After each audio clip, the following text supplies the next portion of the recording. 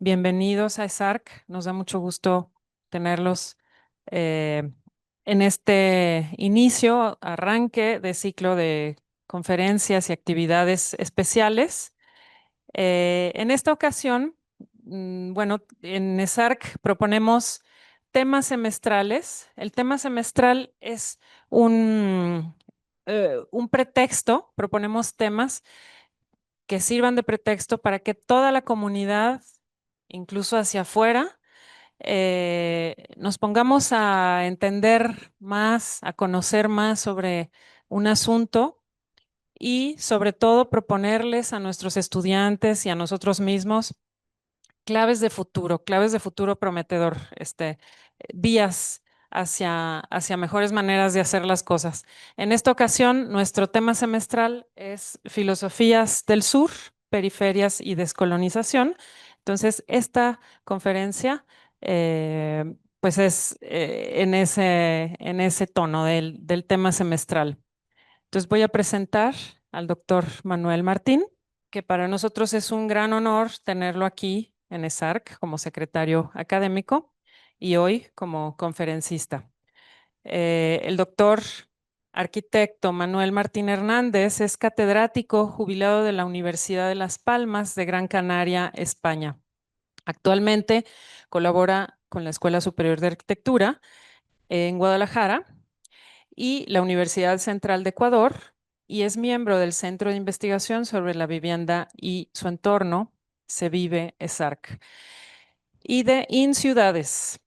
Pertenece al Sistema Nacional de Investigadores Mexicano con el nivel 2. Ha sido investigador visitante de las universidades de Columbia, Nueva York, y McGill, Montreal. En los últimos años ha estado como profesor invitado en diversas universidades europeas y latinoamericanas. Ha publicado, entre otros, La invención de la arquitectura, la reconstrucción de los centros urbanos, la casa en la arquitectura moderna, visiones del hábitat en América Latina, la vivienda popular, espacio urbano y arquitectura en Guadalajara, y vivienda de financiación pública en el siglo XX en Montreal, entre muchos otros. Ha colaborado en libros y revistas especializadas con temas de teoría y crítica de la arquitectura y la ciudad, arquitectura doméstica y patrimonio arquitectónico.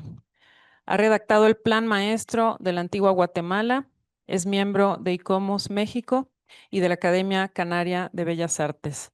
Entonces, pues, bienvenido, Manolo. Muchísimas gracias por estar aquí y compartir con nosotros tu conocimiento, tu experiencia. Gracias. Bueno, gracias. Gracias, Margarita, por la presentación. Gracias por estar acompañándome. Veo muchas caras conocidas. Bueno, vamos a pensar desde el sur. Esta sería la charla que abre todo el trabajo de este semestre en torno a qué significa vivir en el sur y, por lo tanto, pensar desde el sur. Y además lo hago con esta imagen de Joaquín Torres García, en donde representa América del Sur, justamente con el sur hacia arriba, porque al final es una simple convención. Es decir, no hay nada que obligue a que el norte esté hacia arriba y el sur hacia abajo. Vamos a ver eso en una pequeña introducción geográfica que creo que es interesante y permite ya anunciar cuál es el discurso que a mí me interesa plantear. El sur, el norte, si hablamos desde el sur, convencionalmente, el norte es relativamente pequeño, Europa y Estados Unidos. Es un norte bastante pequeñito, lo vamos a ver ahora en un mapa, pero bueno, todo el poder, todo el colonialismo, toda la invasión del resto del mundo, en este momento el norte solo es Estados Unidos, Europa está totalmente entregada a Estados Unidos y por lo tanto vamos a ver qué significa estar situados en el sur y pensar desde el sur. Bueno, estas geografías son las que voy a intentar plantear, empezando por este mapa. Este es un mapa que hizo Paolo Toscanelli, un matemático, geógrafo 1474, hay un momento importante en la historia de Europa que habría que recordar, que fue la caída de Constantinopla, la actual Estambul, a manos del Imperio Otomano. Esto sucedió en 1453. A partir de ese momento era imposible llegar a Oriente, a la India, ni por el Mediterráneo, ni por la tierra, porque los otomanos controlaban todas las rutas que anteriormente conectaban Europa con Asia y por tanto este mapa es el primero que intenta establecer una hipótesis, que es que podemos llegar desde España o desde Europa a la India yendo hacia el occidente. Es un mapa bastante peculiar, no tiene nada que ver con las cartografías que solemos ver, pero en cualquier caso, bueno, aquí está Zipango. Zipango es el actual Japón. Ahí están eh, todas las islas del actual Pacífico, pero en este momento el mar Océano era el que separaba Europa y África de Asia. Este documento, el original no se conserva, pero esta es una copia de 1867. Este documento se sabe que estuvo en manos de Colón y fue el que Colón manejó para intentar convencer primero al rey de Portugal y luego a los reyes de Castilla y Aragón para que le financiaran un viaje para conseguir esa otra ruta, puesto que la ruta de siempre era imposible.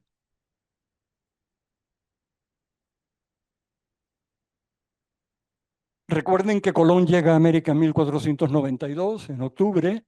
Este es un mapa del año anterior de un geógrafo alemán y, bueno, este era el mundo conocido por los europeos. África, bueno, África tiene una representación bastante curiosa, pero bueno, aquí está España y esto es el resto de Europa, la Asia conocida y la isla de Zipango, de Japón, que está colocada ahí. La tesis ahora, la hipótesis, es hacer el recorrido en lugar de por acá, hacer el recorrido a través de la mar Océana. Juan de la Cosa estuvo en el primer y el segundo viaje de Colón. Colón hizo 4 viajes a América, estuvo en el primero y en el segundo. Y además fue importante porque estuvo en el viaje de Alonso de Ojeda de 1499 y esta cartografía es la primera en donde se representa lo que Colón siempre pensó que era la India. Y todavía en este momento no están muy seguros los navegantes de a dónde llegan, ¿no? Esto es España, aquí está Europa, aquí está África. Simultáneamente, los portugueses han conseguido eh, dar la vuelta a través de el Cabo de Buena Esperanza y han conseguido llegar a la India a través de el Océano Índico, el actual Océano Índico. Pero España no, porque España no existía. Castilla se empeña en llegar a través de lo que hoy conocemos como el Mar Atlántico. Este es el primer mapa completo en donde se ve el mundo conocido integrando ya esta figura que era lo único que se había podido conquistar y dibujar y cartografiar en esta fecha, en 1507. Es interesante ver que aquí se representa a Américo Vespuccio. Américo Vespuccio era un marinero y negociante y comerciante italiano que consiguió engañar a toda Europa diciendo que él había sido el descubridor de América. Y de hecho, Waldseemüller coloca aquí, no se ve, pero aquí llama a este continente América. Es el primer mapa en donde aparece América dando nombre a ese nuevo continente. Este es el plano de Mercator. Este es interesante, no se ve bien. Aquí está España, esto es África, esto es toda la Europa y Asia, que ya tiene una representación más cercana a la realidad. Y aquí vemos la América conocida, conocida por los europeos, los americanos ya la conocían, pero es una representación que es la que estamos habituados a ver. Es decir, Google en este momento maneja el levantamiento del mundo a través de la cartografía de Mercator, el modo de representar de Mercator. Esta representación tiene un problema, que es que la representación se hace tomando líneas que van desde el centro de la Tierra a la periferia. Si envolvemos el globo en un cilindro, nos damos cuenta que uniendo el centro del globo con puntos de la Tierra, a medida que nos alejamos del ecuador hacia los polos, la distancia es mayor. Vean cómo, si esta es la línea de Ecuador, estas distancias, este módulo va creciendo a medida que nos alejamos del propio Ecuador. Eso significa que las superficies, dimensiones y geometría de los países o de los continentes cerca del Ecuador son ciertos, pero a medida que nos alejamos del Ecuador, las dimensiones van cambiando. Esta representación creo que es significativa. Sobre el plano de Mercator se proyectan las verdaderas dimensiones de los países.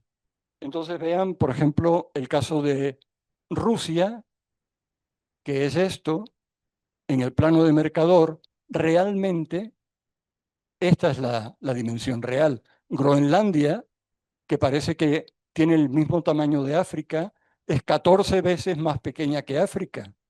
Vean que el Ecuador pasa por aquí está el país que se llama así Ecuador.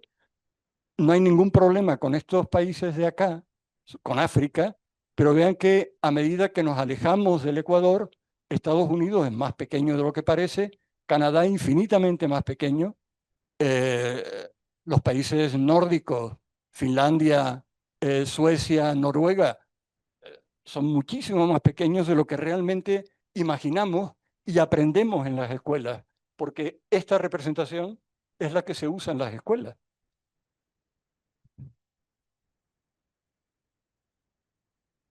De hecho, estos dos geógrafos, Gall y luego Peters, posteriormente, ya en el siglo pasado, hicieron un intento de representación cilíndrica en donde los países tienen la dimensión que tienen, pero las proporciones no son reales. Pero ahora ya nos podemos dar cuenta de cuál es la dimensión de Sudamérica o de África si la comparamos con Europa. Esta imagen no la teníamos hasta que no empezamos a ver este tipo de representaciones. Esta de Winkel es la que más se puede aproximar, se ha mejorado posteriormente, pero en esta imagen sí que tenemos en fin, una cierta imagen del mundo mucho más real que la que habíamos aprendido a través del plano de Mercator. Aprovecho esta imagen porque igual ustedes dicen, ya sé que no lo van a decir, pero puede que digan, bueno, y este señor que viene de Europa, o sea, yo, que vengo de Canarias, vengo de España, ¿qué hace hablándonos del sur? ¿No? Si no lo dicen ustedes, lo digo yo. Bueno, esta es la línea del Ecuador. Aquí están las Islas Canarias. Muchas veces me han preguntado, bueno, ¿y dónde está ese lugar de donde tú vienes? Bueno, de aquí, esto es España, son 1.500 kilómetros y estamos justamente enfrente de Marruecos. Estas son las Canarias. Las vemos con un poquito más de detalle. Esto es Marruecos, esto es África y estas son las 7 islas habitadas, bueno, son 8, la Isla Graciosa también, Lanzarote, Fuerteventura, Gran Canaria, de donde yo vengo, de la ciudad de Las Palmas, Tenerife, La Palma, Gomera y Hierro. Bueno, si trazamos el paralelo 28 es la línea que separa justamente Baja California de Baja California Sur. Esa línea es el paralelo 28 norte.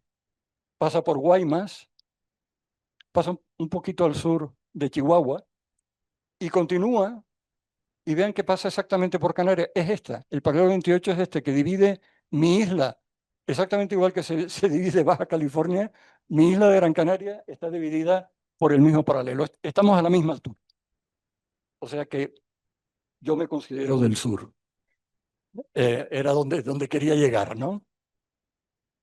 Bueno, este mapa del 2018 seguramente es el mejor que existe y tan es así que es el que desde un movimiento africano, que es este, que se llama Correct the Map, aquí vemos un texto de Farah Ndiaye, que es una de las promotoras de esta idea, es entender que un mapa no es solo una herramienta, sino que es un símbolo. Y por lo tanto, de lo que se trata es de corregir los mapas desde las escuelas y que se vea que África tiene un tamaño considerablemente mayor que la suma de toda Europa, más Estados Unidos, más China.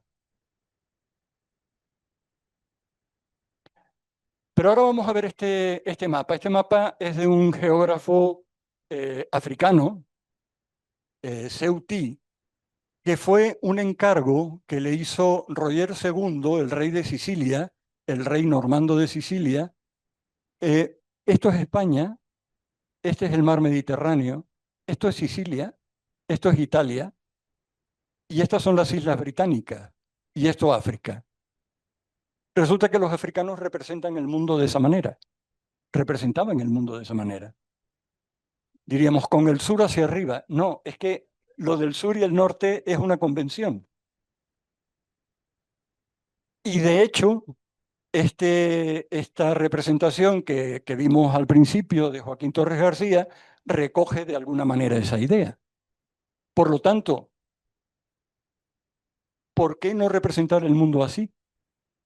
Entonces, en esta tarea de deconstrucción del pensamiento que estoy planteando, si ahora vemos este mapa, lo importante, porque estamos acostumbrados a que lo importante esté arriba y lo menos importante abajo, lo importante resulta que es América o África, pero Europa es una cosa que está aquí escondida, chiquitísima. Estados Unidos tiene el tamaño que tiene, Canadá, es decir, son países pequeñitos, no tienen importancia. Y esta idea es la que de alguna manera se traslada también a el movimiento africano que intenta que estas cartografías sean las que se difundan y aparezcan siempre, porque efectivamente vean como dice Nyadie, que esto permite saber dónde está la periferia y dónde está el centro. Pero es que ahora resulta que el centro está en América del Sur. Bueno, si trazamos una línea por el centro, pasa por México. O sea, México está en el centro. Bueno, vamos a ver algunas ideas que tienen que ver con la teoría de la colonización, de la descolonización, decolonización. Son dos palabras que se parecen, pero significan dos cosas diferentes. Neocolonialismo y acabamos con las filosofías del sur. Podría haber puesto cualquier otra imagen, cualquier otro personaje, cualquier otra idea, pero este es un personaje curioso por lo que hizo y por lo que decía. Fue en un momento determinado, vean que estamos a principios del siglo XX, era el ministro de Asuntos Exteriores y en este discurso ante la Cámara de los Comunes dice algo así, ¿no? ¿Qué problema tenemos, diría él a sus colegas en Gran Bretaña, porque estamos por encima de otras razas? Es decir, dominamos Egipto, dominamos una serie de países de Oriente y hay que reconocer que no es fácil manejarse en esa situación de supremacía en la que Gran Bretaña estaba sobre los países colonizados. Y uso a este hombre por la actualidad que tiene lo que se llama la Declaración de Balfour de 1917, en donde en una carta que envía al representante de los judíos en Gran Bretaña, Rothschild, está planteando establecer en Palestina un hogar para los judíos. Palestina en ese momento estaba en manos de los ingleses, de los británicos. Entonces vean que en este documento, que es un documento fundamental en la historia del siglo XX y que nos ha llevado a la situación en la que en este momento se está en Palestina, establecer en Palestina un hogar nacional para el pueblo judío, no se hará nada que pueda perjudicar los derechos de las comunidades no judías. Pero no se dice nada acerca de que los palestinos tienen derecho a su propio territorio, ¿no? Y todo esto tiene que ver con, este es un libro fundamental de Edward Said, Orientalismo, en donde él plantea hasta qué punto en la relación política sobre todo, pero también económica y de cualquier otro orden, eh, Occidente consideraba, el norte consideraba que estaba en una situación fuerte respecto a los países colonizados que estarían en una posición débil. Básicamente porque este mismo Balfour que hemos estado citando en un momento determinado dice que el oriental es irracional, infantil, depravado, diferente, mientras que el europeo es racional, virtuoso, maduro y, entre comillas, normal. De algún modo, lo que se está planteando en esto, que no es más que una invención occidental, el término Oriente o orientalismo es es una invención occidental para intentar reducir social, política, religiosamente a una serie de culturas respecto de la cultura occidental.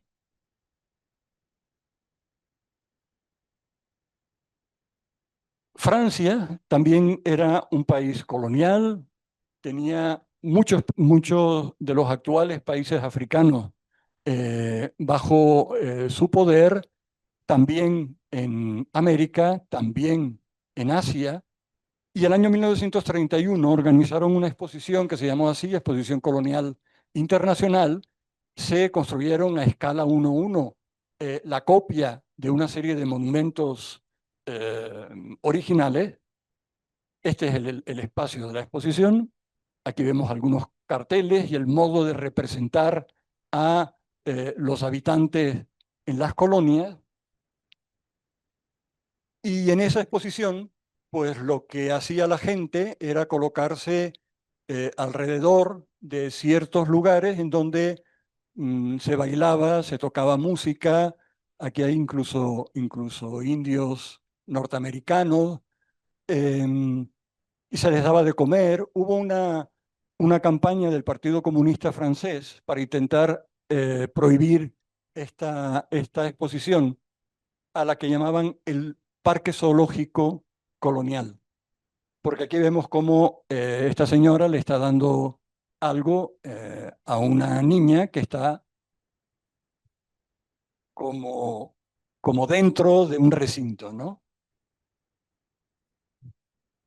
Esta es la idea fundamental de la colonialidad. El caso de Inglaterra con India es muy conocido. La revolución industrial en Inglaterra consigue que todos los bienes, sobre todo algodón, seda, con los que en India se hacía vestidos, esos productos se van a Inglaterra, en Inglaterra es donde se hace la ropa y luego vuelve a la India para ser vendida a un coste que los indios no podían pagar en ese momento. Esa es la mentalidad colonial y sigue siéndola. En Indonesia, en la ciudad de Bandung, se hace una conferencia en 1955. Recuerden, la Segunda Guerra Mundial ha terminado en 1945. 10 años más tarde, sobre todo promovido por los tres presidentes de Egipto, Indonesia e India, que aquí los vemos, se celebra esta conferencia en donde lo que se va a plantear es el mal del colonialismo y el modo como eh, se niegan los derechos fundamentales del ser humano. Por lo tanto, todos los países que aquí se reúnen, algunos de ellos recientemente independizados de las colonias, de los países coloniales europeos, eh, piden que esto suceda, ¿no? Y efectivamente, 5 años más tarde hay una declaración de Naciones Unidas para la concesión de la independencia a los países y pueblos coloniales. Aquí pongo el documento de la independencia de Estados Unidos de América, 1776, porque este documento sirvió de modelo para muchos documentos parecidos en países que en ese momento se empiezan a independizar.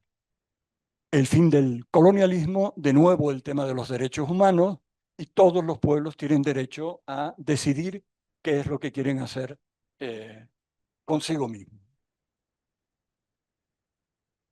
Estos mapas son interesantes, bueno, seguramente estos datos los conocen, ¿no? De qué manera todos los países, casi todos los países de lo que ahora llamamos América Latina, se empezaron a independizar a partir de 1808, que es cuando Napoleón invade España. España ya estaba muy debilitada, es decir, España desde el siglo XVII era un país empobrecido, no podía mantener sus colonias en América Latina. Eh, Estoy hablando de España, erróneamente. España solo existe como tal a principios del siglo XVIII con el rey Felipe V, y la primera vez que aparece en un documento oficial es 1812, en la Constitución de Cádiz, que se llama. Hasta ese momento hablamos del Reino de Castilla o de Castilla y Aragón. En cambio, vean el mapa de África, todo lo que está en azul eran países colonizados por Inglaterra, por Gran Bretaña. En rojo son los países colonizados por Francia y empiezan a obtener su independencia a partir de 1960, de acuerdo con estos documentos de Naciones Unidas. Y bueno, los que están en blanco son los que no estuvieron colonizados nunca, curiosamente, Etiopía, ¿no? Y hay países, por ejemplo, Haití, que fue de los primeros países, si no el primero, que se independizó en toda América Latina de Francia, y lo que está sucediendo ahora mismo en Haití es una consecuencia de el modo como Francia hizo pagar a Haití el que se hubiera independizado. Es decir, las cosas no suceden porque sí, siempre hay algún motivo histórico o político, y en este momento ese es el motivo, ¿no? De todos modos, la descolonización, con ese, ha sido una descolonización en cierto modo teórica. Hay una diferencia importante entre descolonización y decolonización. Bueno, aquí estamos viendo un cuadro del siglo XIX, unos indios Iowa bailando delante del rey de Francia, del emperador Luis Felipe de Francia, en un momento determinado. Es decir, las colonias servían para eso, para entretener, ¿no? Y sobre todo para extraer todos los recursos que fueran posibles. Y aquí se hace una diferenciación importante entre lo que significa descolonización con S y decolonizar. Descolonización es lo que acabamos de ver en los mapas, son cambios políticos, económicos, culturales, en donde de alguna manera se acaba con la dependencia respecto de las metrópolis. Pero la decolonización es mucho más difícil, porque la decolonización tiene que ver con el pensamiento. Es deconstruir las teorías las ideas impuestas por los países coloniales y que es muy difícil de extraer. Seguiremos hablando de eso a continuación, ¿no? César, el Martinico, en ese momento colonia de Francia, es quizá uno de los padres de la teoría de la descolonización, en donde habla justamente de cómo eh, los países colonizadores son los que impiden que los colonizados avancen, porque no les interesa tener sometidos por medio de el miedo, el complejo de inferioridad, el temblor, desesperación, conviene tenerlos sometidos. Y ese es el proceso por el cual una descolonización tiene que empezar por separar políticamente, económicamente, socialmente a los países colonizados de los colonizadores. Ay, perdón. Y luego está la decolonización, sin ese. La decolonización, que es esa operación mental en donde Frantz Fanon, también otro de los grandes teóricos y prácticos de la descolonización, buscaba decolonizar el pensamiento. Es lo que aquí dice, ¿no? Hay que cambiar de piel, desarrollar un pensamiento nuevo. Y desde los países coloniales también hay quien reconoce que la situación era una situación injusta. Por ejemplo, Günter Frank, un sociólogo alemán, en 1966, a la par que los autores que acabamos de ver, reconoce que las categorías teóricas con las que los países colonizadores quieren atender los problemas de los países colonizados no sirven, porque son categorías teóricas que tienen que ver con Europa, tienen que ver con el norte, pero el sur tiene otra problemática, otra realidad, otras raíces culturales que los del norte no entienden. Esto es lo que dice Gunder Frank. Y el problema es que la colonización llega hasta la universidad. Es verdad que España, por ejemplo, en el caso de América, fundó universidades muy pronto, ya desde el siglo XVI, pero eran universidades de alguna manera con sus programas de estudios que provenía de España. En este caso, Restrepo lo que propone es decolonizar la universidad.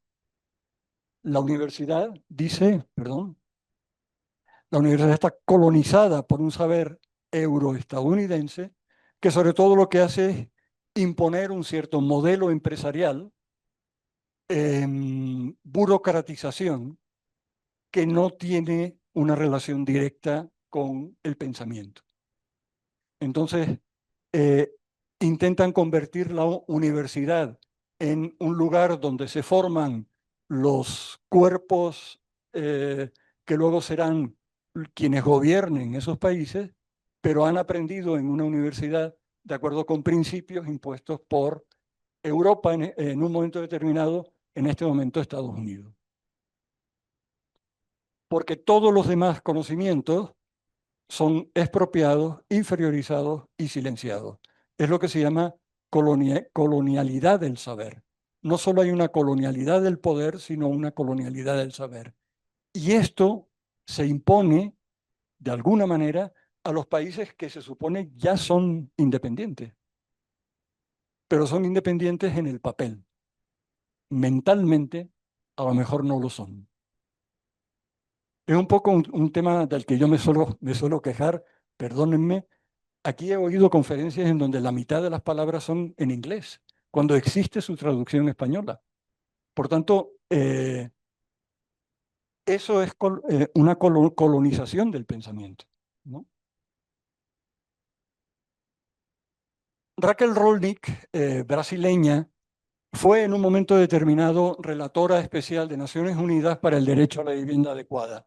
Ella viajaba por todo el mundo intentando ver cuál era la situación de la vivienda, sobre todo la vivienda social o la vivienda obrera en esos países. Cuál era su financiación, mantenimiento, necesidades, etcétera. Cuando llega al Reino Unido, hace su informe, negativo, por supuesto. En ese momento estaba gobernando el Partido Conservador, y entonces se enfadaron mucho con ella porque venían a decir: ¿a qué viene esta mujer brasileña? No, no lo dicen, pero lo digo yo, que viene del sur, que viene de países que estuvieron colonizados por nosotros, los europeos, en un momento determinado. ¿Y a qué viene a decirnos qué es lo que tenemos que hacer? Vean que esto sucede en el 2010. Hace mucho tiempo que los países de América Latina son independientes, pero, insisto, es una independencia relativa. Y de nuevo, desde Europa, este economista, politólogo inglés, dice que tenemos, está refiriéndose a los europeos, tenemos que encontrar la humildad necesaria para reconocer que hay muchas cosas que no sabemos. Ahora veremos qué relación tiene esto con la arquitectura y el urbanismo. Lo veremos un poquito más tarde.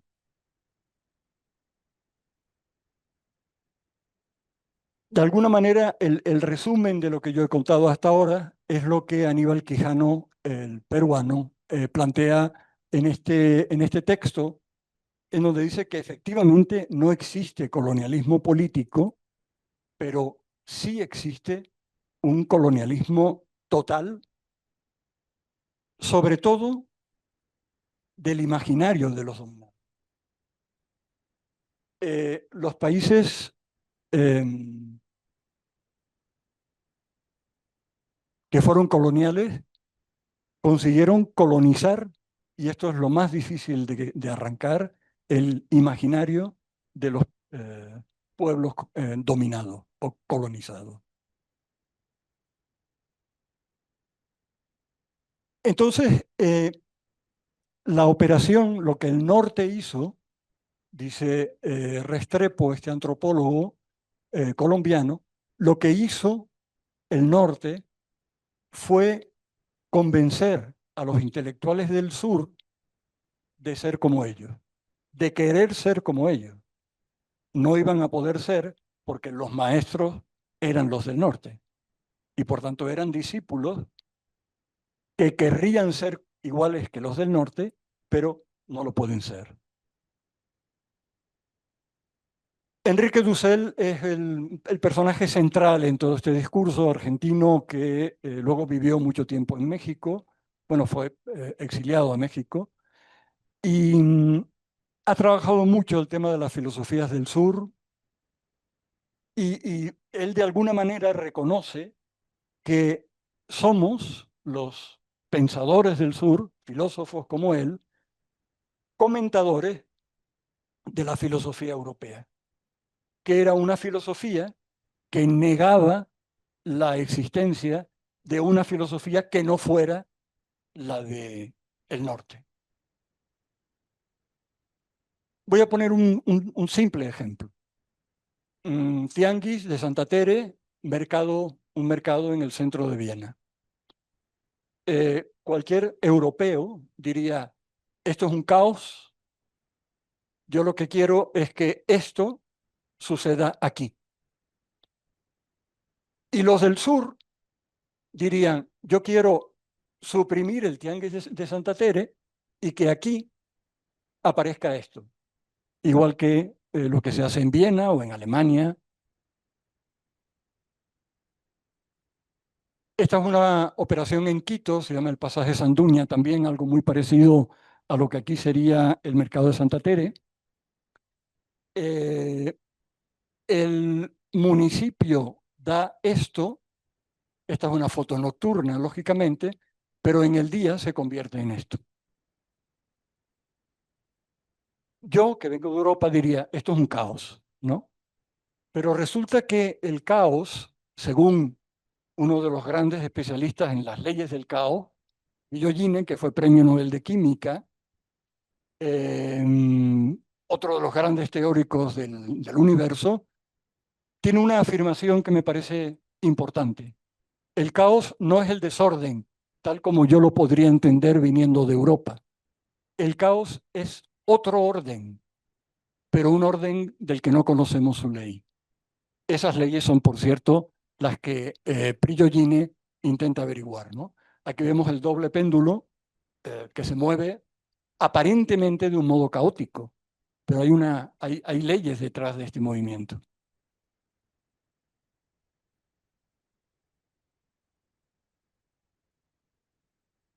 Bueno, Augusto Salazar posiblemente sea uno de los primeros teóricos, si no el primero, que planteó la pregunta de si existía una filosofía en América Latina. Porque para que existiera esa filosofía tenía que darse una, una revolución, una auténtica revolución, que es no seguir dependiendo y estando dominados por el pensamiento eurocéntrico y norteamericano. Porque si es así, si se sigue dependiendo de ese pensamiento, al final el resultado es imitativo, no es original. El pensamiento del sur, la filosofía del sur, intenta buscar dónde está esa originalidad del pensamiento, en este caso concreto, en estos teóricos que voy a ver, en América Latina.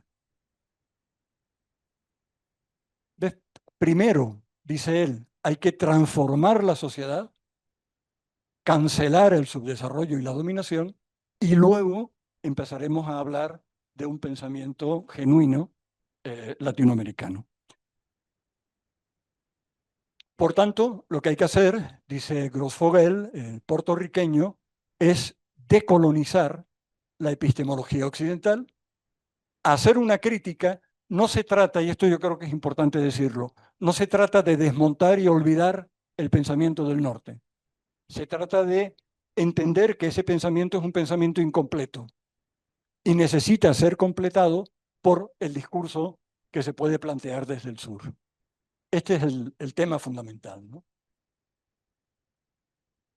De nuevo, Enrique Dussel, y aquí viene un concepto importante, la filosofía de la liberación. El próximo 15 de octubre va a haber una mesa redonda en donde se va a hablar de la filosofía de la liberación. Y esta idea que surge de Enrique Dussel, al que ya he citado varias veces, tiene que ver sobre todo, y esto es clave,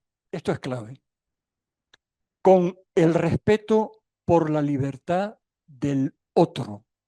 El otro, la otredad, la alteridad, es lo que permite entender que hay un pensamiento que se preocupa por los demás, no solo por mí, no solo por el yo, sino por los demás.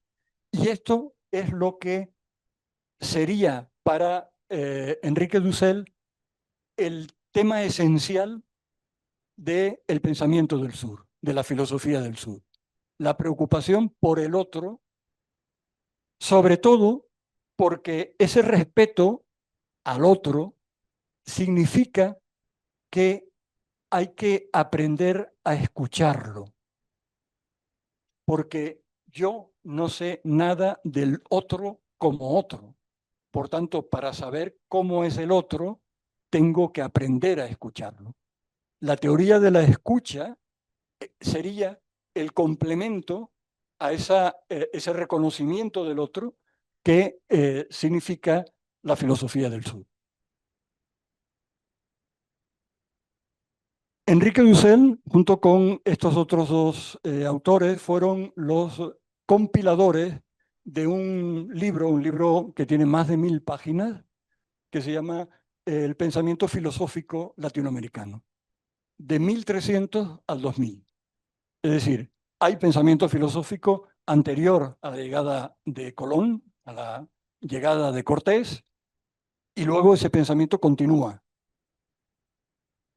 Y extraje de ese libro un capítulo de Carlos Lenkerdorf. Lenkerdorf era un filósofo alemán que estuvo viviendo durante más de 20 años con el pueblo Tojolabal, ellos viven al sur de Chiapas y tienen su propia filosofía.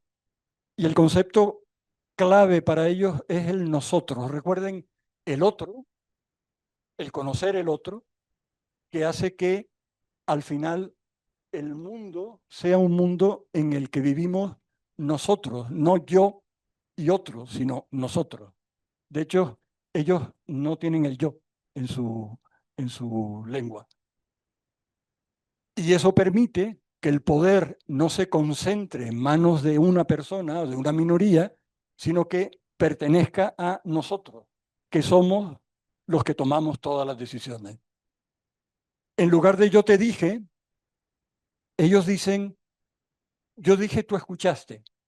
O sea, no estoy yo en situación, como en este momento, en situación de privilegio y les digo a ustedes, sino que para ellos digo y me escuchan. Pero mientras yo hablo, mientras yo hablo, escucho al que oye y el que oye habla al que habla. Entonces todos aprenden, comparten sus conocimientos, problemas resueltos por consenso. Esta es una filosofía del sur y es una filosofía despreciada por el norte, porque no corresponde directamente a o claramente a ningún principio teórico, filosófico que se pueda haber desarrollado en la historia de la filosofía del norte. Latouche es también un analista del caso africano y en este caso él dice que bueno, los países africanos tienen sus propias estructuras de funcionamiento colectivo, seguridad colectiva, no se preocupan por el beneficio económico. Este es un tema impuesto por el capitalismo del norte, pero a ellos el tema del dinero no les preocupa, porque tienen todo, porque funcionan en comunidad.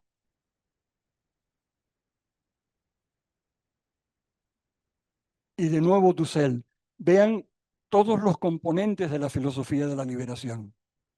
La filosofía de la liberación reúne y pone a dialogar feministas, ecologistas, antidiscriminacionistas de razas, de pueblos, de etnias, las culturas agredidas, los marginales, inmigrantes, los niños, la tercera edad, clase obrera, es decir, todo lo que forma parte de lo que llamaríamos la otredad, es decir, el distinto del hombre blanco con poder, sería lo que entraría dentro de ese discurso de la filosofía de la liberación. Imbuye Kabunda, que falleció hace poquito, desde África también plantea en qué consistirían estas filosofías del sur, ¿no? Erradicar dependencia, dominación, rechazo de las intervenciones externas, integración, prioridad de los aspectos sociales, quitar desigualdades, favorecer complementariedades productivas y comerciales, porque él lo que está haciendo es teoría de lo que luego vamos a hablar también, que es la cooperación sur-sur. Es decir, África colaboraría con América Latina sin tener que pedir permiso a Europa o a Estados Unidos para establecer esa relación. Esta es la idea fundamental. Bueno, vamos a ver algunas ideas rápidas que tienen que ver con el arte, la arquitectura, el urbanismo. Voy a ir un poquito más rápido. En el 1985, en el Museo de Arte Moderno de Nueva York, se organizó esta exposición que se llamaba El primitivismo en el arte del siglo XX. Y aquí estamos viendo la colección de objetos africanos de Picasso. Aquí tenemos las figuras Cachina. Cachina es la cultura de los indios de Estados Unidos, los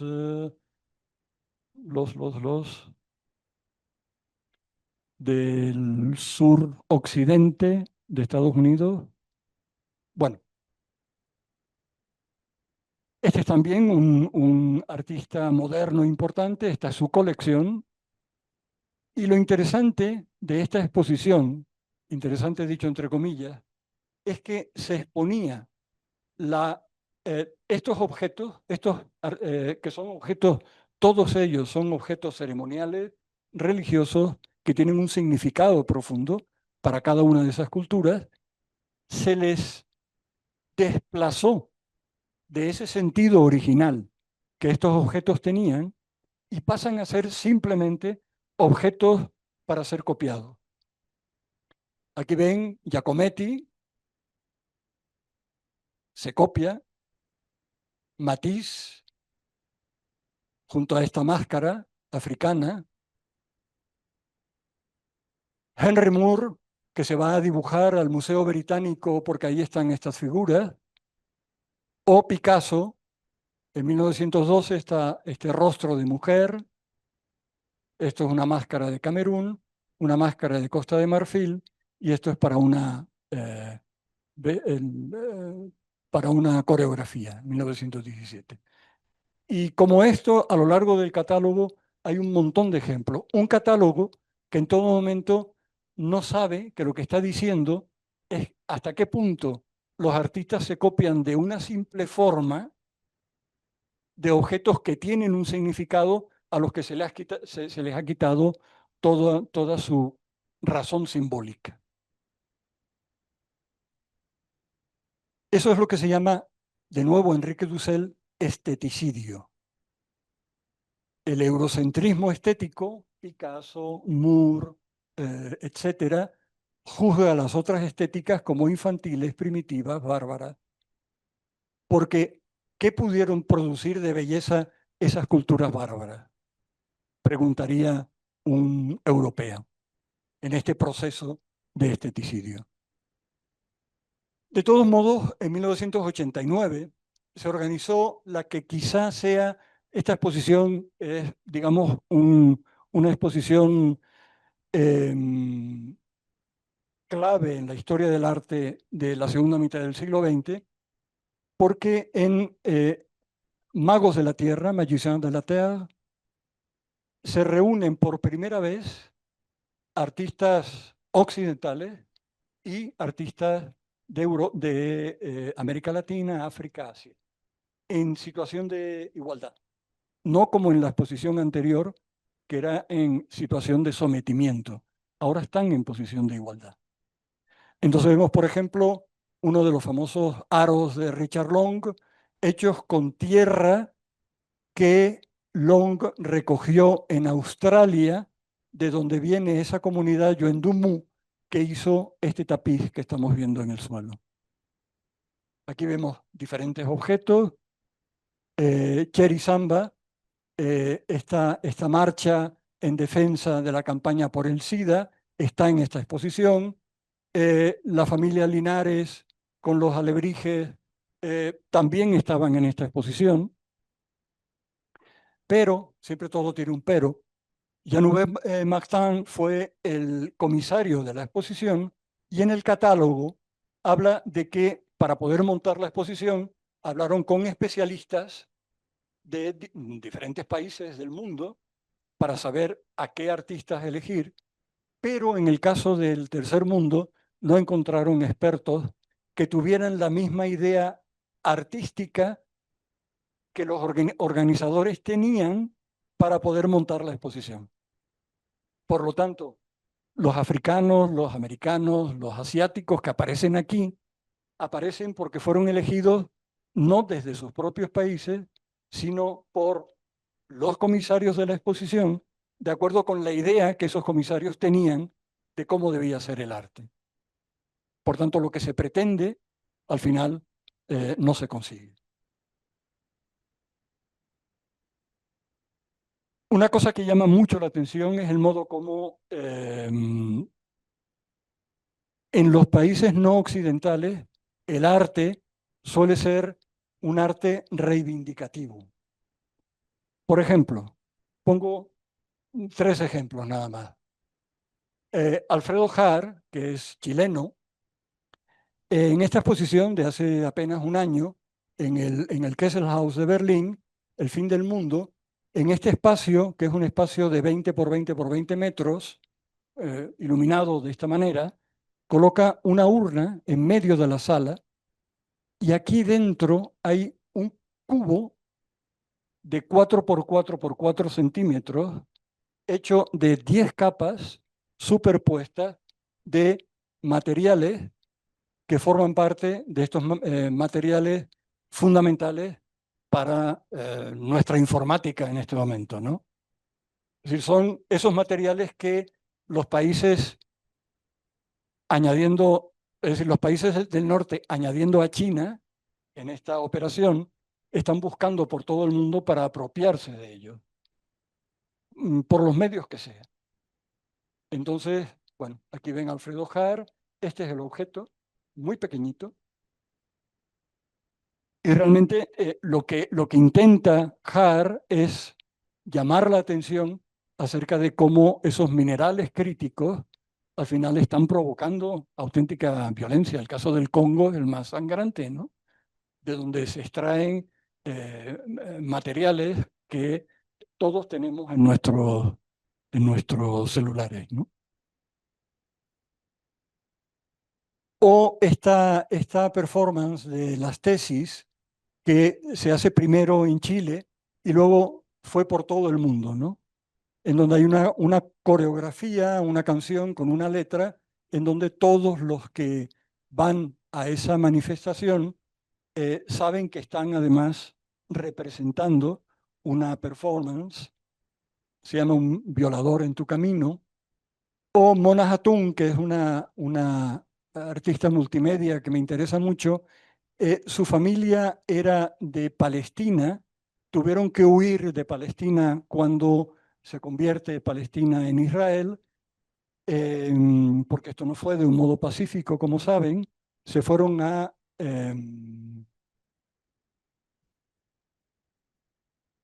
¿cómo se llama? En el Mediterráneo, de donde venían los fenicios, Líbano. Se fueron al Líbano. El Líbano también sufrió tensiones de guerra, bombardeos, etcétera, por parte de Israel, una guerra civil, y al final se fue a vivir a Inglaterra, ¿no? Esa idea de sentir que toda la vida ha estado siendo perseguida por la milicia, por el ejército, le hizo hacer esta performance también, en donde durante 10 años, en muchas ciudades del mundo, caminaba por la ciudad atándose unas Dr. Martens.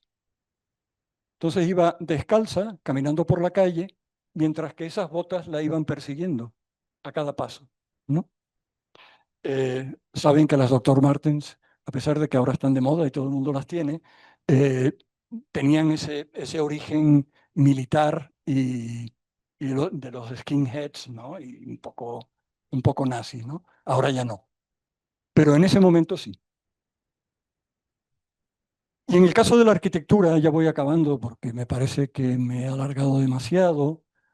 em, Hablé aquí hace un año, quizá, acerca de la exposición de Venecia, de la Bienal de Venecia del 2023 de arquitectura, en donde Leslie Locco, que fue la comisaria, bajo estos dos temas de colonización y descarbonización, planteaba de qué manera, si la cultura efectivamente es la suma de todas las historias que nos contamos a nosotros, ella se preguntaba, ¿quiénes somos nosotros? Y lo interesante de esta exposición es que por primera vez África era el centro de la exposición. África, es decir, artistas africanos que trabajan en África y artistas de la diáspora, africanos, pero que por el motivo que sea han tenido que salir de África. Entonces, en el caso de la arquitectura, ella reconoce que la historia de la arquitectura está incompleta. Y efectivamente, en la última edición de la Historia Crítica de la Arquitectura Moderna de Kenneth Frampton, que es un libro fundamental para saber de arquitectura moderna, la última edición, la quinta, del 2022, el libro dobló el número de páginas porque Kenneth Frampton introdujo la arquitectura de Asia, de América Latina, de África, Oceanía, etcétera. Entonces, el libro que era el libro de la arquitectura occidental y algunos casos concretos de Japón o de América Latina, ahora es el doble de grueso, asumiendo que la historia no estaba completa. Y esta reflexión de Marina Weissman, la argentina, gran historiadora de la arquitectura, creo que es clave también, porque ella dice que los historiadores manejamos herramientas elaboradas en los países centrales cuando realmente puede que nos estemos equivocando, porque aplicamos herramientas elaboradas para una cierta realidad cultural a una realidad totalmente diferente. Bueno, supongo que todos tienen en sus bibliotecas estos libros sobre la arquitectura en América Latina. Claro, es lo que dice Emilio Pradilla, ¿no? En- que trabajó mucho tiempo en la Autónoma Metropolitana, en donde dice bueno, es que las recetas elaboradas para una cierta realidad de los países hegemónicos, neoliberales, etcétera, no se pueden aplicar en realidades totalmente diferentes. Por tanto, lo que hay que hacer es encontrar, primero buscar y luego encontrar cuáles serían esas herramientas otras para analizar una realidad otra. Porque luego pasa pues lo que pasa. Eh, Como los occidentales consiguieron convencernos a los del sur de que ellos son los que saben, pues entonces llamamos a los arquitectos occidentales para que vengan a resolvernos los problemas. El caso de Medellín, vinieron los urbanistas catalanes, ha sido medio fracaso, eh, y así mucho, ¿no? Las nuevas capitales africanas, por ejemplo, la nueva capital de Nigeria, ya no es Lagos, fue totalmente diseñada por un equipo norteamericano, griego y británico que desconocen totalmente una realidad en la que 800 aldeas que ocupaban el territorio de la nueva capital fueron destruidas.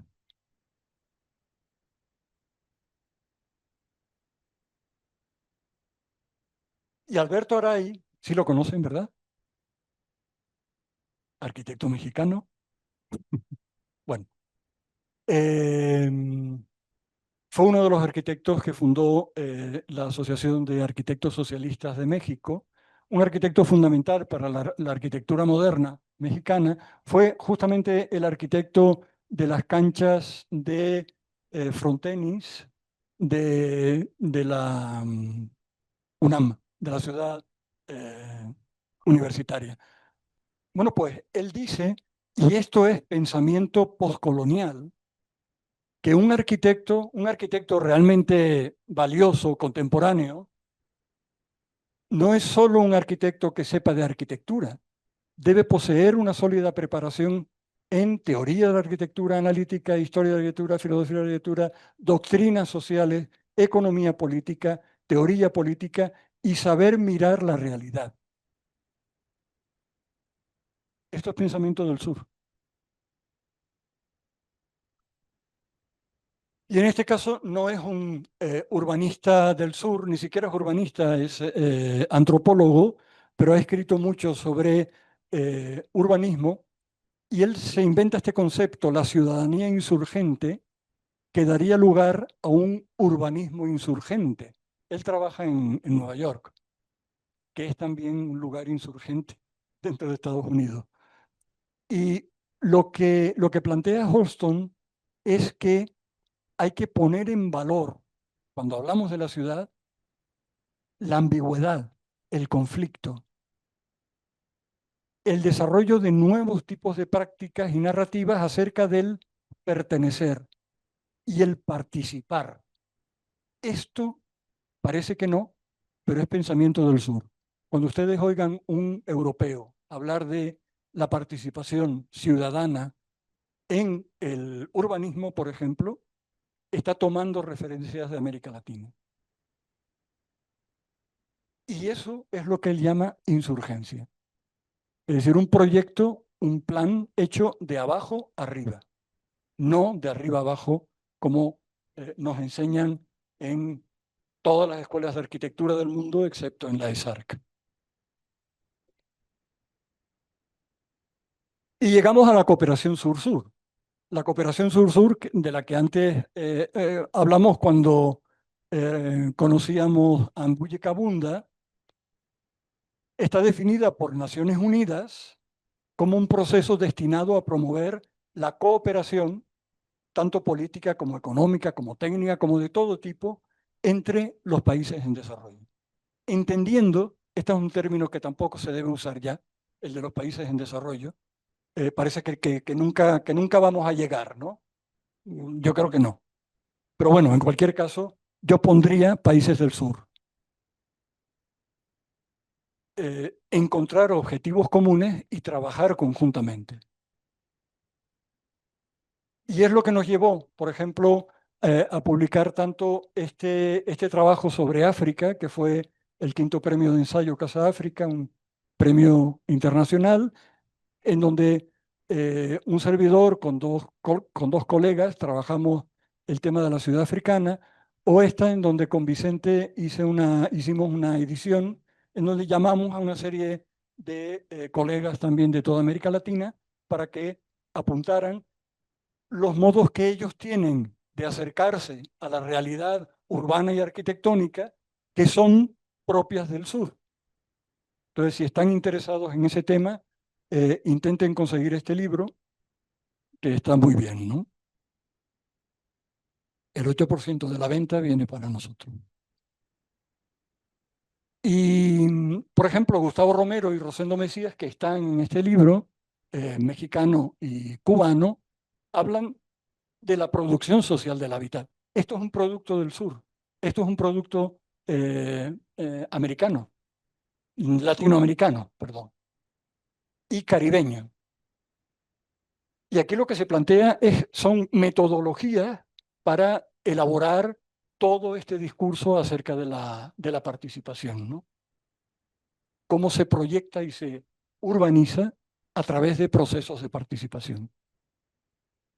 Por ejemplo, la Federación Uruguaya de Cooperativas de Vivienda por Ayuda Mutua es una organización que lleva más de 50 años funcionando, ha tenido un éxito enorme, ha tenido premios por todos lados, y ellos lo que hacen es cooperativas de vivienda. Esto es una cooperativa de vivienda. No sé qué imagen pueden tener de una cooperativa de vivienda o de vivienda de interés social, pero esto es una cooperativa de vivienda. Y esta es una cooperativa en la Ciudad Vieja, en Montevideo. Entonces, el edificio era una ruina y consiguieron levantarlo. Las cooperativas y la ayuda mutua no significa autoconstrucción, como estamos viendo en esta fotografía, sino autoproducción.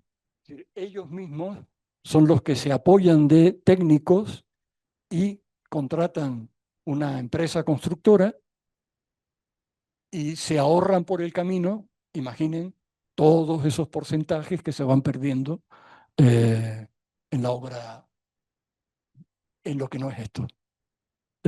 Casi me meto en un...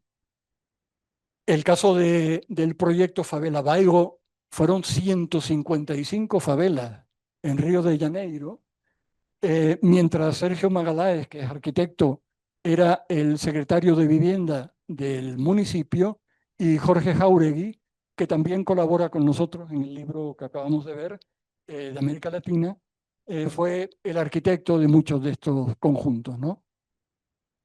De nuevo, la favela de Río de Janeiro, un lugar que tiene una serie de mitos peligrosos, etcétera, etcétera, y luego resulta que colaborando con ellos consigue revitalizar, rehabilitar todas espacios y todas estas arquitecturas.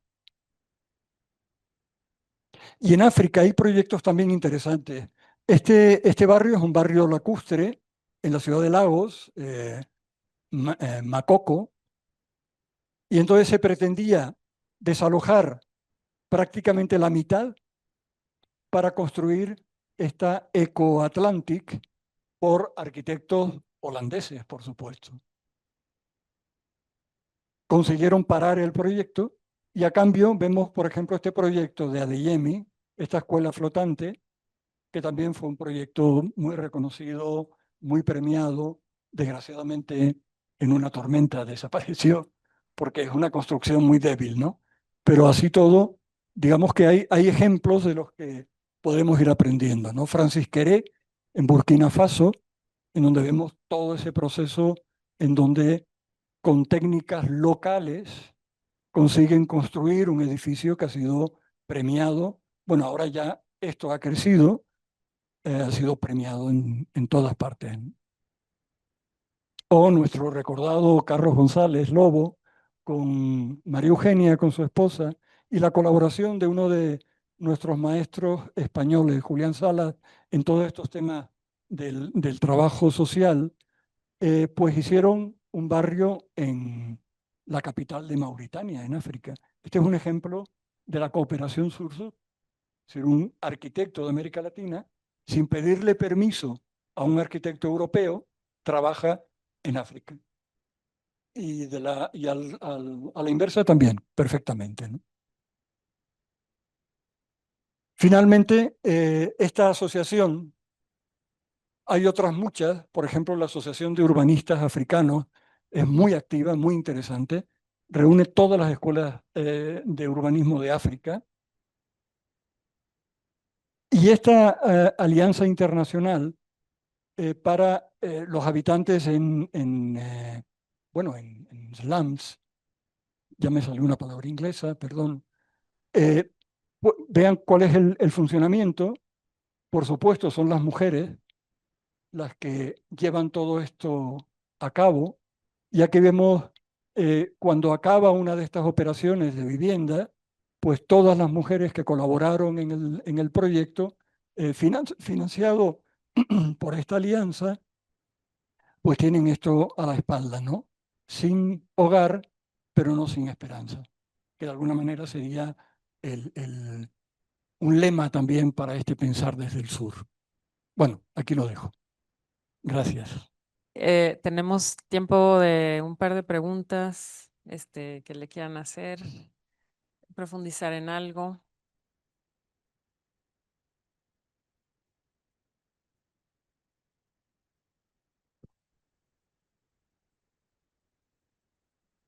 Bueno, con el tema en general, lo que vimos, creo que nos hace recordar todas las situaciones políticas que se están viviendo ahorita. Digo políticas porque creo que eso es de lo que se mueven principalmente. Pero creo que también a nivel social lo vemos. O sea, a nivel nuestros círculos inmediatos sociales, vemos cómo este pensamiento colonizado se hace muy presente.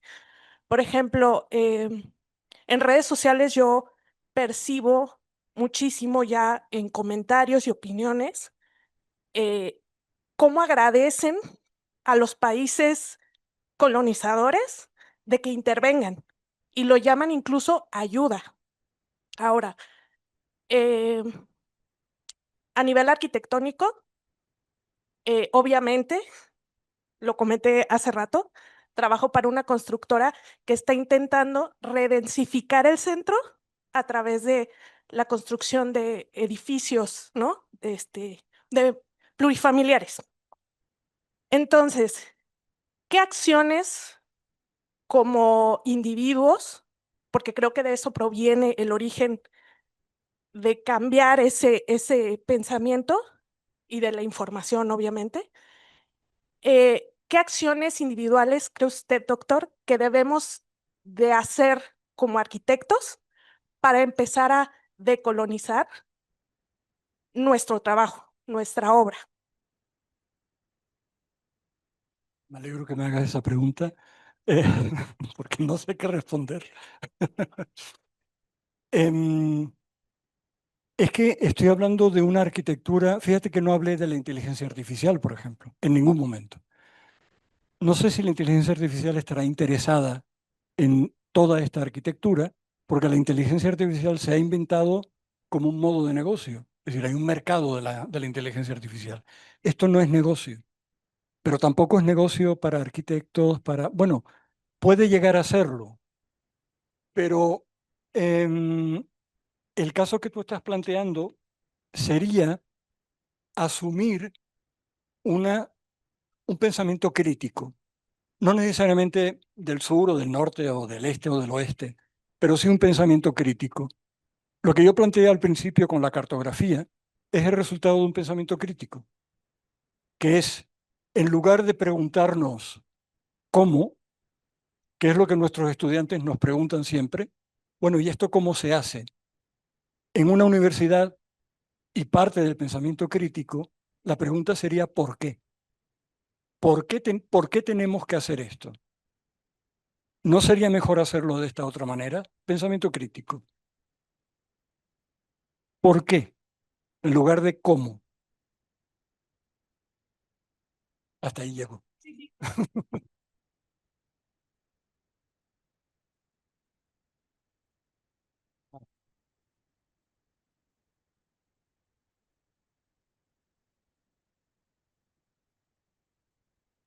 Pues antes que nada, pues muchas gracias por esta interesante exposición.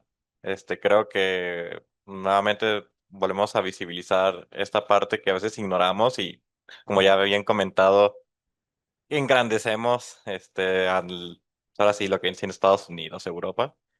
Algo que quisiera aportar y al final preguntarle, soy pues profesor ahí, también acá en el Quad. Yo doy clases de estructuras y muchas veces los alumnos justamente tienen ideas, tienen propuestas que se basan en una realidad completamente, principalmente europea, ¿no? Olvidan muchas veces la realidad en la que existimos, la economía y sobre todo hasta los riesgos naturales que tenemos, ¿no? Europa, ahora si viéramos un mapa sismográfico, no sufre de tantos sismos como sufrimos nosotros. Sí, exactamente, el sur, o sea, tal cual, completamente todo el sur. Entonces, me parece muy interesante. Yo de manera pues inconsciente les digo, no, es que no tienen que pensar como piensan allá, piensen mejor en las características que tenemos aquí. Entonces, me parece muy interesante esta visión y me gustaría preguntarle cómo, o sea, podríamos a nosotros, bueno, a estudiantes, porque digo, yo también pues, soy estudiante de maestría, entonces estoy en ambos lados.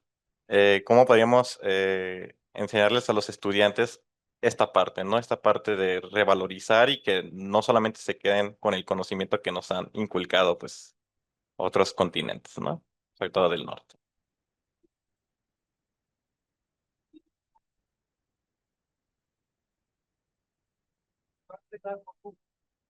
Que,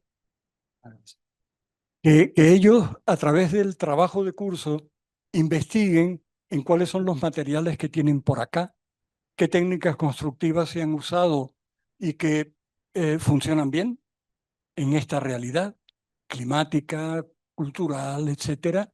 Es decir, cómo se construye en nuestro entorno. Eh, porque aparte de eso, también tienen que saber pues que el momento de inercia en el extremo es un doceavo de QL cuadrado. Es decir, eso lo tienen que saber también, ¿no? Bueno, estoy usando eh, nomenclatura de allá, pero eso digamos que es el funcionamiento estructural, pero luego hay toda la materialidad eh, que no solo tiene que ver con el tipo de materiales que nos rodean, sino también con el clima, la orientación, es decir, la realidad cultural, que también tiene que ver con determinados usos de ciertos materiales que se ha comprobado que funcionan bien.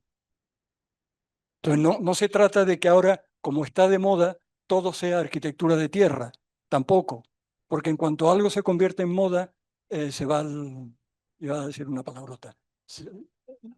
No, pero sí, intenten que no conviertan en moda nada.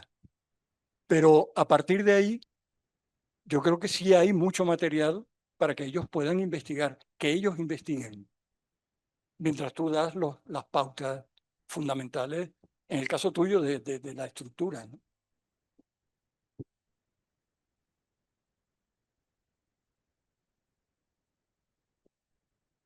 ¿Ya? Vale.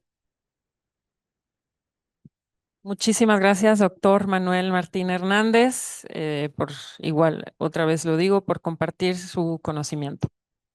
Y pues les invitamos a seguir de cerca las actividades que tenemos en torno a este tema. Ay, no veo nada.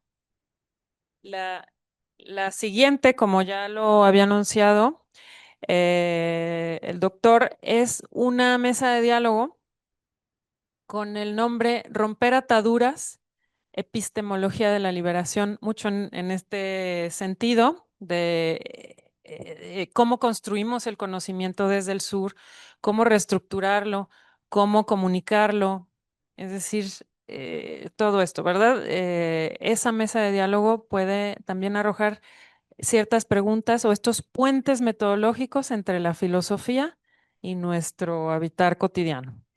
Entonces, muy recomendable. Por ejemplo, ¿por qué en Guadalajara, ahora que ustedes sufren las consecuencias de las lluvias, por qué en Guadalajara no tenemos a los mejores ingenieros hidráulicos del mundo?